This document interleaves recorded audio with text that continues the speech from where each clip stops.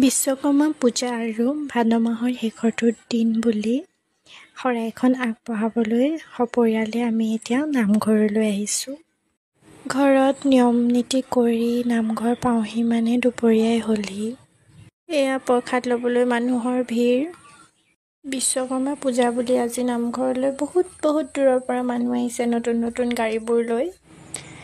এয়া ভকতসকলে নাম লৈ আছে। এক সুন্দৰ পৰিৱেশ নহয়নে ৰাইজ? এয়া মা আৰু মই নামত বহি আছোঁ।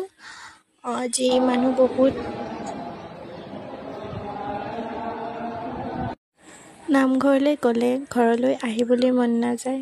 দিনটো যে তাতেই থাকিম তেনেকুৱা অনুভৱ হয়। এক বুজাব নোৱাৰা শক্তি অনুভৱ কৰোঁ নামঘৰলৈ গ'লে। এয়া নামঘৰৰ বৰপুখুৰী। এইবছৰ ভালকৈ নামঘৰলৈ অহা নহ'লে। আজিহে দিনটোৰ বাবে নামঘৰলৈ আহিছোঁ। এয়া আমি এতিয়া প্ৰসাদ খাবলৈ লৈছোঁ।